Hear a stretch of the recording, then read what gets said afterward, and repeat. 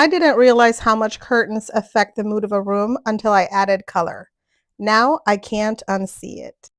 This started because I was considering upgrading to ready-made curtains, but what surprised me was how much color alone changed everything. This is the perfect moment to see the difference between having curtains and not having curtains. When I told a friend I wanted to try color, she said, "Why don't you try brown?" And I thought, whoa.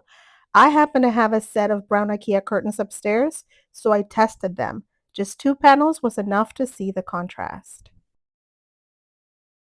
Then I pushed it further. Darker brown on one side, sheer on the other. And that's when it clicked. Neither one felt like me. I wanted something in the middle. But this test helped me clearly see how color shifts with light throughout the day. And I also realized something that I had always assumed was wrong. In an open space, the curtains don't all have to match.